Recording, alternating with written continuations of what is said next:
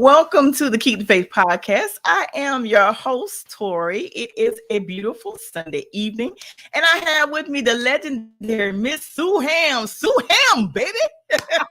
Now, Miss Sue, if no one knows who you are, I always ask my guests to introduce yourself because I tell people all the time we are literally a walking billboard. We are, we actually how we present ourselves is how we present ourselves to the world.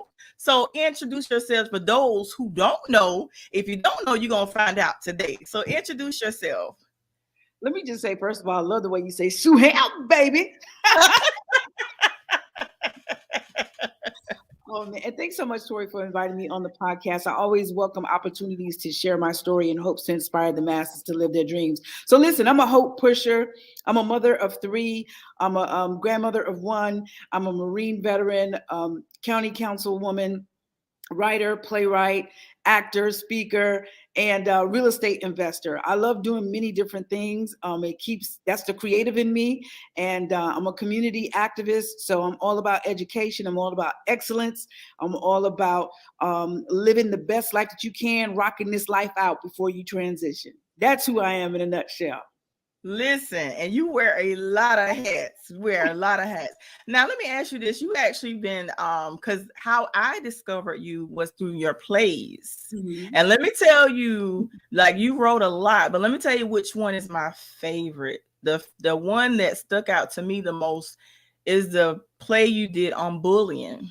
Beautiful. And let me tell you why. Because I myself was a victim of bullying. And I myself also, I've experienced being around children that were bullied. And then I had an issue with my son as well. So that one really touched my soul. That I could really relate to that one. Wow. And what's crazy is that I saw the person that bullied me when I was a child. I saw them probably like 2 or 3 years ago. And when I saw them, it kind of gave me an eerie feeling. I can't even explain it, but the person, you can tell that they still, let's just say there's some similarities. Mm-hmm. And it was like a trigger when I saw them. Mm-hmm. But of course, we have to forgive, but it was like a trigger. And it's like when they saw me and our eyes met, it's like they looked at me as if should I speak to her? Mm-hmm. Or should I not? But they made a choice not to speak. But I spoke to them. But right. It was a trigger. Wow. That's crazy. Yeah. When did I first write that play? Was it in 2018? Yeah, 2018, I believe it was. Wow, time is flying, 4 years. And that was actually the hardest play I've written to date. Because I knew how significant and how impactful it had the chance to be if written the right way and if produced the right way.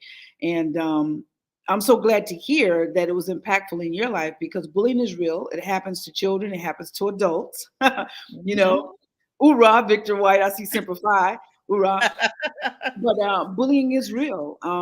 And in writing that play, the majority of our cast members were high school students. So I was very excited about that, working with young minds. And in writing that play and working with them, practicing, 3-4 times a week for about 3-4 months, I came to learn that the majority of them had been bullied.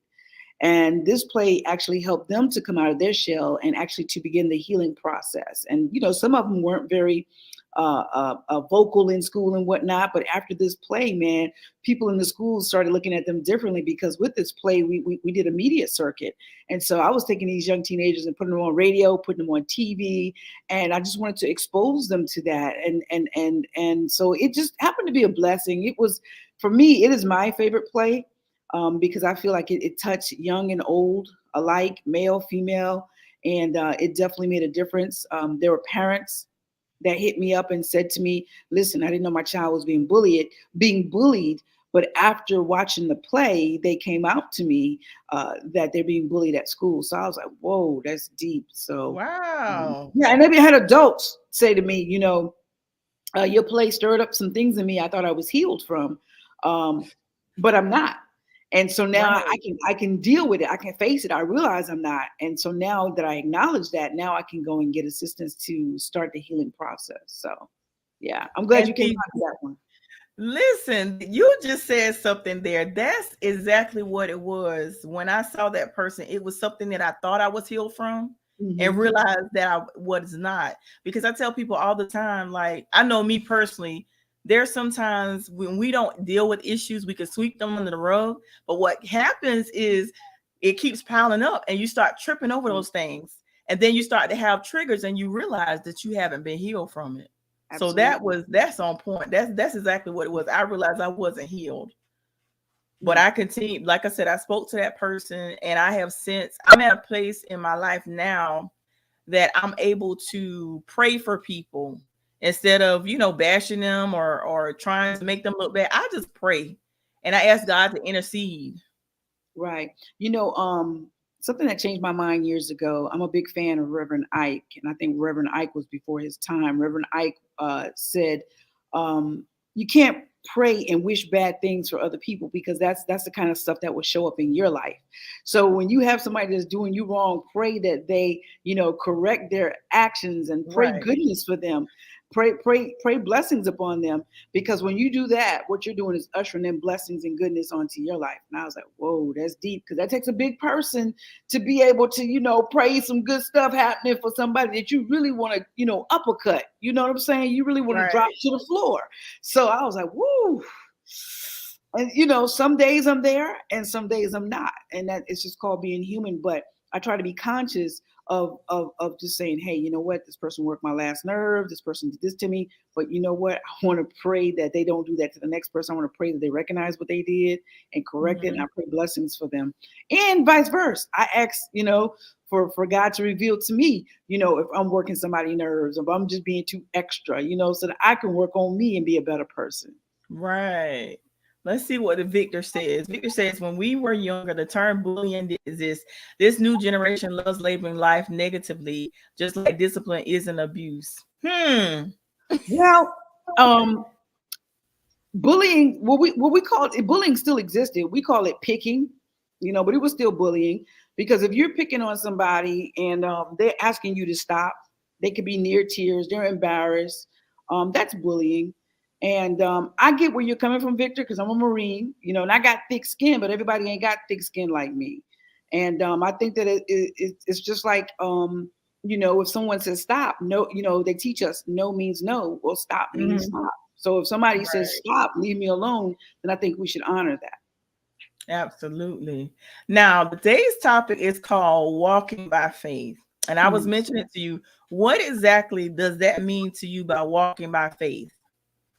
I think faith is an action word. A lot of people don't think that, but I think faith is an action word. And I think that when you believe in yourself, that's faith. But to really, really believe in yourself, it requires execution towards your goals. And so that's why you're walking. And when you're walking, you're demonstrating that you have faith because a lot of times the things that we're walking towards or the goals that we're trying to achieve, most times we don't know how we're going to achieve them, but yet we still walk towards them. So for me, that is a true definition of faith is actually taking action to achieve that goal or that thing that you want so desperately want to do. Okay. And let me look at this comment Victor said. Victor says, okay, I shouldn't have to adjust just because you can't handle it, but let's walk with some faith now. But Really? Victor, what I'm saying is bullying is like if I got on some Walmart shoes and you got on Jordans, don't come at me, messing with me about my shoes. We both got on shoes. And if just picking, because kids just call people out of their names just cause. That's what I'm talking about. That's the bullying I'm talking about. I'm talking about being purposely mean for no reason. That's what I'm talking about. So, and I'm gonna Yeah. be honest with you. Um, um, with my children, if my children is not bothering you and you coming for my children, it's a problem. And that's not cool. That's not about can you ride? Can you hang? Can you tolerate it? Look, I didn't invite it. So why are you bringing it here? Don't bring it over here. That's bullying. Leave people alone. Let them be. Absolutely. Now back to walking with faith. Is Let me ask you this first. Was Mhm. writing, because we was talking about this before we went live. about how writing, how you have to be in the mood. We want to, for us, and not everybody is like this, but you have to be led by the Spirit in order to write. In most cases, we like for God to download things into us when we start writing and get the motivation. But writing, is that something that you always want to do? Do you grow up writing all the time, or is it something that happened? Because sometimes things happen, and it we have to go through some pain sometimes to birth our purpose. So it's writing you always enjoy to do? I have always enjoyed writing. However, I've never thought that I was a good writer. I love writing short romance stories all the time, but I never thought it was going to go anywhere. I never attempted plays until I actually went through my divorce. And when I went through my divorce, I actually just picked up the pen and paper and started writing out a play and writing characters. Never done it before, never been trained, didn't know what I was doing, but I felt led to do that.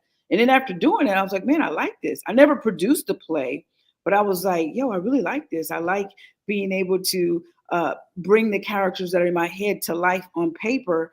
And then so because I wanted to be on stage and act, and there was nothing happening here in my area, I was like, well, the only way that's going to happen is for me to continue to write and create plays, but not only write the plays, but produce the plays so that we can make it to the stage and actually see it come to fruition. And you know what is crazy to me? Because I heard when you did the interview with Tanya in the Flow, and you say you was never trained. I'm like, what? No. When I tell you, when you watch your plays, everything is executed in excellence. So when you said that there was no training, I was like, what? Well, and I guess my training, this is what I always tell people. My training was this: watching Michael Jackson. I just think that people are born with certain things, and you can fine tune it. I do believe that you have to master your craft, and you continuously have to fine tune your craft. But watching Michael Jackson, it was just amazing to me how Michael could mesmerize everybody from boy, girl to man, woman, black, white, Asian, African. Didn't matter where you came from. If you were human, you were mesmerized. And I love the fact that he had that persona on stage and how he could touch and impact people. And I was like, man, I want to be able to do that. But I thought that the only way I was going to do that was through acting. But the thing about acting is the only way you get to act is if there's a written word. So the words got to be there. The story got to be there for the actors to even really give it life. And so for me, watching Michael Jackson, I was like, man, I'm always going to be conscious of my audience. I always want my audience to be able to feel what this character is going through. And another way I learned was when there were professional plays that came through the area, like 2 hours away, an hour and a half away, like Columbia or Charleston, I would go to those plays and I would sit in the audience and I would just watch, and I'm trying to learn like that way. I'm looking at how the story rises and falls, how the actors are moving on stage. And that for me was my lesson. But actually sitting in the classroom and being formally trained, that never happened. It was just I did things the way I wanted to see it done. Kind of like how Tyler Perry said that there weren't any stories about Black people. And so he wrote stories that pertain to Black people, and he did it the way he wanted to do it. And so for me, that's what I did. I'm like, I want to see stories in the way that I want to see them. And I want to impact people and for people to feel great about these stories and feel like they're really relatable. And so that's how it went down. And Victor says, once God blesses us with the gift, no training is needed. Can't wait to see one of your plays. Victor, you have definitely got to check out her plays. She is awesome. Her plays are awesome. All the plays that I've seen, like I said, they were executed in excellence. And like I said, the bullying one is what stuck out to me before, because I can personally relate to it, and my son had that experience as well. And also, like you said earlier, you got the children involved, and I thought that was really cool, because I actually tried to reach out to some schools to actually have you bring the play to the schools. Wow. But yeah, and I was actually waiting on some responses, because I think that one in particular, I guess with COVID and stuff going on now, but I thought that one in particular, that needs to be one that's you bring to different schools and do like a tour, like with different. That was a vision that I had when I saw that particular piece. I was like, that needs to go from school to school and have people, come in. And I like the way that you incorporate the kids. And my vision and my thought process was like, if you take it to different schools, because you incorporate the kids, those different schools that you go to impact, you can get recruit kids from that particular school. You know what I mean? Right. That was the vision that I saw when I saw that play. Wow. Thank you. I appreciate that. Thank you. So listen, I look forward to seeing that. And then Victor says, let's go. Victor says, I watch all the plays for bullying, but the bullying, you know what? Stop putting Victor's comments up there. Victor, you are out. You listen. Victor is one of those audience members that's going to challenge you. So it's all good. That's good. That's good. But I don't think we're all supposed to think alike anyway. So that's good. And the other thing that I was going to ask, like you got, you also, the other question I wanted to ask was politics. I want to touch bases on that as well. Because like I said, you're a jack of all trades. Was politics something that you was interested in growing up, or is that something that came later in life? That definitely came later in life. I actually was asked to help on a campaign in 2012, and that's what actually sparked my political interest. Politics has never been something I've been interested in. I'm still a firm believer in that we should not wait on the government to save us. The people that can save us are the people that stare us in the mirror, which is, it begins with you, it begins with me. And I'm still a firm believer of that. But I do believe that if we can get enough good people who really care about the people to infiltrate the political arena, that we can change some things. But it's going to take a lot of people, a lot of good people, and it's going to take some time to break down, these systems that have been put up for so long. So in 2012, when I was asked to help on that political campaign, that did spark some interest. And then from there, in 2020, I actually won my election and became a county councilwoman. And you like I said, in all that you do with your plays and politics, you always operate in excellence. And one thing I love about you, I don't even know if you realize it, I'm pretty sure you've been told this before. You're like a you know how people gravitate to you. I just love your positive. You have such a positive spirit. Wow. That's why I was like, I was like, I gotta meet her. You people are drawn to you. And wow. It's not, you can tell when it's not authentic. I could tell it's very authentic. Because like I said, when I was talking to you on social media, you will always respond. I'm like, we're talking like we know each other. And I thought that was so cool and so real. I love your realness. I love that. Well, I don't know any other way to be. And so even when I ran for politics, because I do a lot of, in the past, I was doing a lot of comical videos and stuff like that. And I'm just like, I'm who I am. And when you elect me, I'm who I am. I'm not going to change. I'm serious about my business now. Don't get it twisted, but I love to laugh. That's how I grew up. I love laughing. I love education. I love comedy. I love having fun. And I am who I am unapologetically. I'm not embarrassed by it. And either you receive it or you don't. But me treating people like people with humanity is because that's who we are. We're people. We're all from the same creator. And I believe that there's no big me and no little you and no big me. Every one of us have a pivotal role here in this world, and every one of us matters. And so I don't treat people because someone may have a title or a position with more respect.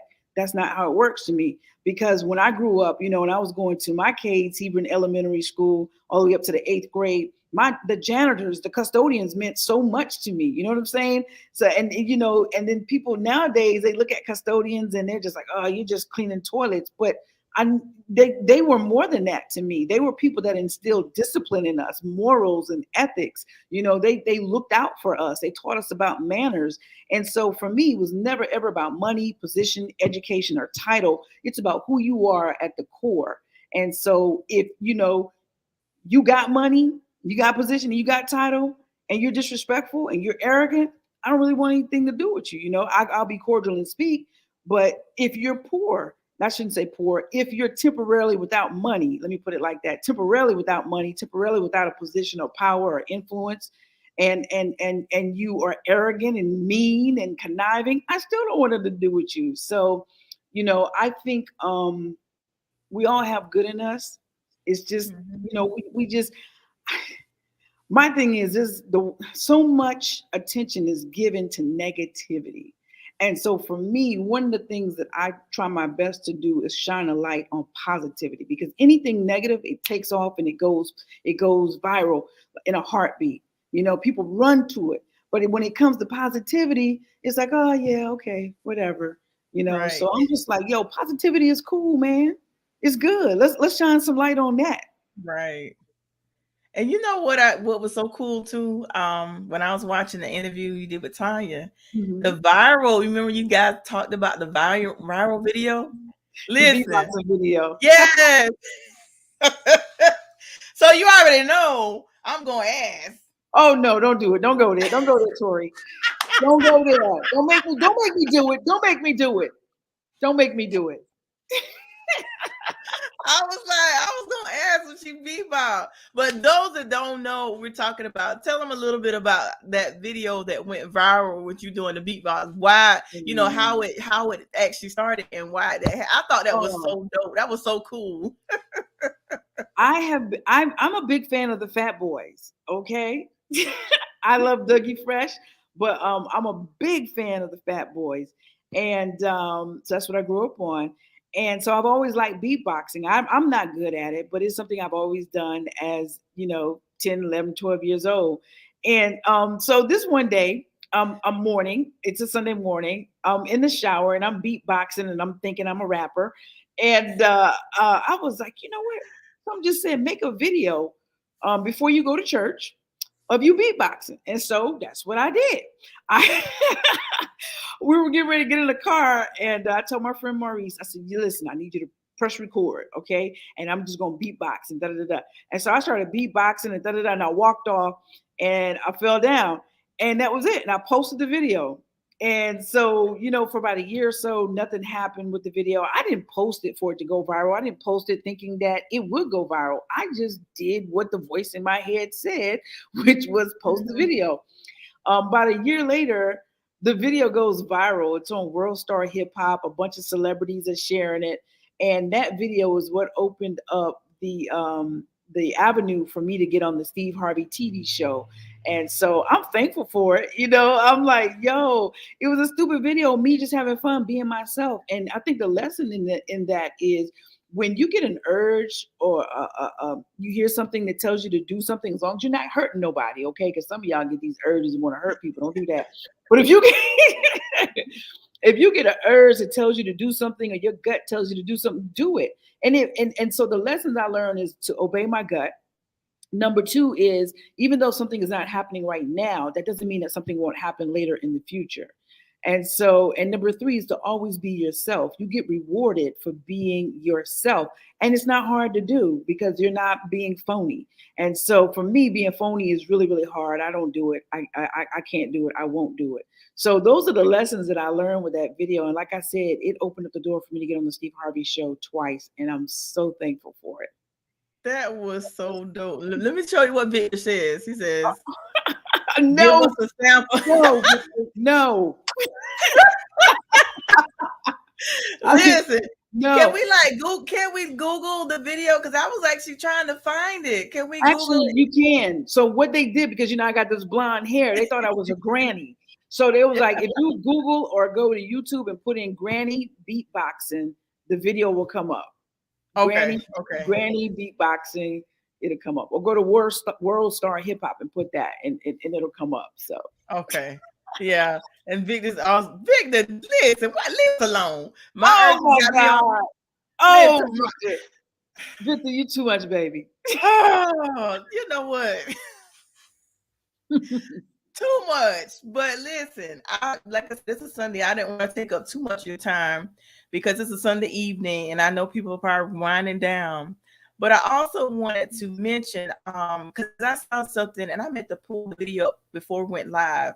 Mm-hmm. But there's a video or post that you did in regards to, I want to say, was it pertaining to I want to do some more research, real estate? It probably was. Could you touch base? Because I couldn't. I remember I forgot to go back to it, but touch base. It was something about I want to say, was it building wealth or something of that nature? Yeah, one of the biggest things, if you look at a lot of the majority of the people who've acquired their wealth, is through real estate. And so I encourage everybody to become financial literate. It hurts us when we're not financial literate.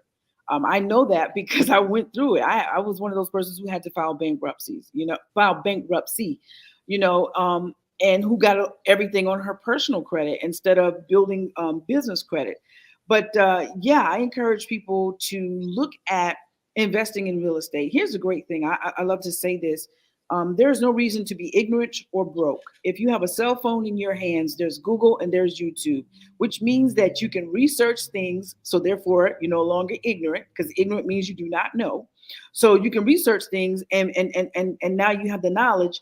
And you don't have to be broke, because you can use that cell phone to create all kinds of stuff, whether it be an audio book, whether it be a song, whether it be a course, whether you're just doing a video like how you and I are doing and posting it on YouTube and Facebook and Instagram and getting paid for views. There are so many different ways to make money and so many different ways to acquire knowledge. So when you start looking at the real estate investing, yes, I have courses. I don't push them on people, but I have courses of the things that we do. But you can always go to YouTube. You can always go to Google, get the information for free. There's so many different ways in real estate to make money, whether you become a realtor, whether you become a wholesaler, whether you buy mortgages, so many different ways. But the ways that I like to focus on with making money in real estate is I like to buy houses and rent them out. Now, most of the houses I buy are old houses that need to be fixed up, because that's where most of your money is going to be made in the equity. So I buy old houses and I fix them up. And I love doing that because I'm a creative person. I love writing. I love taking something from nothing and turning it into something beautiful. And for me, doing that with housing is just amazing. So it ties in with our model of transforming homes, neighborhoods, and people. And so we fix these houses up, and we turn around and we rent them. Now, there are some times where we may sell, but for the majority of the times we are renting. And how does this build wealth? Well, it builds wealth because you have a tenant in the house. They're paying you rent. If you have a mortgage on it, they're also paying the mortgage and the interest, which is building up your net worth. That house should be appreciating, which is also building up your net worth. And I just want to drop this because I was going to put this on social media today. Just imagine if you bought a house for $20,000, $30,000. Why am I saying you can do that? Because you can, because I've done it. And I'm doing it. So for the naysayers that come up and say, no, you can't. It just depends on where the market is, okay? But suppose you buy a house for $20,000, $30,000. And you connect with the hard money lender and you get the money to fix the house. And it takes $40,000 to fix the house, right? So you all in for $70K. Then you put a tenant in there and you rent it out. Let's just say your mortgage is, I don't know, let's just say with taxes, insurance, and mortgage, I don't know, $600-$700, depending on the interest rate for a $70,000 loan, right? You put a tenant in there and you're renting the home out for $1,100. Now you're making $400 to the good every month, right? Let's just say you put a, I don't know, 20-year mortgage on it. And now you have a child. By the time that child turns 20 years old, that house is now paid off. Not only is that house paid off, but that house should have appreciated, which means it's going to be worth a whole lot more than what it was 20 years ago. And not only that, for 20 years, you've been getting monthly rental payments where you've been able to pocket that money. Now you can take that house and sell it, or you can take that house and refinance it, or you can take that house and give it to your child. And if that child wants to go to college, instead of you taking your child or you taking on college debt, now you can sell that house and pay for school up front. Or maybe your child doesn't want to go to college. Maybe your child wants to travel the world, or your child wants to start a business. Same difference. You can either refinance it and get the cash out, or you can sell that house and boom, here you go, child. Here's $30,000, $40,000, $50,000, $60,000 that you were going to spend in school, but you don't want to go to school. You want to start a business, or you want to do this, or you want to do that. Here you go. And now you haven't had to, worry about anything about working 3 and 4 extra jobs. That house became an asset that now you were able to transfer stuff over to your children. Now just imagine getting 10 of those, right? 10 of those and clearing $400 a month. That's $4,000 net after everything is paid, $4,000 a month. But not only that, you got 10 houses that someone else is eventually paying down the mortgage and interest on, that at one point in time, if you want, you can own it clear and free, or you can sell it. So I love real estate. I believe in getting assets to buy your toys. Listen, I love nice things. I love to travel. But my mindset now is I'm not going to work myself in the grave and die going to a job I dislike. Did that. Instead, I want to buy assets that provide me with the money to buy those toys. So for those of you that are on jobs, I don't dog jobs. I just know for me, it wasn't my thing. I work hard. I work really, really, really hard, but I work hard at doing what I love to do. Right. But I always tell people, if you have a job, let your job become your investor into your dreams or into your business. And that's what I did for a long time. So, I can talk about real estate all day long, but if you want to, I'm loving it. I'm loving it. But what if anybody want more information? There was something you posted. Like I said, I was supposed to go back to it, but I forgot. There's something you posted. There's something that was it like I can't remember because I forgot to go back to it. I have a free webinar. There's a free webinar that tells you about what we do, and it's at moneywithrealestate.com. Moneywithrealestate.com. Now we also type that in. Cool. We also have an upcoming seminar that's going to be here in my studio, the one I'm sitting in right now, and that's happening June 25th in Kingstree, South Carolina. And all that information is on the same website, moneywithrealestate.com. So okay, I'm trying to type it in now. No worries. Moneywithrealestate.com. Yep. The free webinar is on there, as well as information about our upcoming seminar. And we're going to have some dynamic speakers in the room that's going to be able to tell you how to make some amazing things happen in the real estate world. And you said June 25th is an upcoming seminar. Mm-hmm. But I would really love for everybody to take a look at that free webinar at your leisure. It's a lot of information on there, free, just your time, which time is important. So I won't waste your time. The webinar is amazing. I promise you, you're going to leave with a bunch of knowledge, and it's up to you to do something with it. And also, before we end, because we're right at 32 minutes, and like I said, I don't want to take up too much of your time on a Sunday.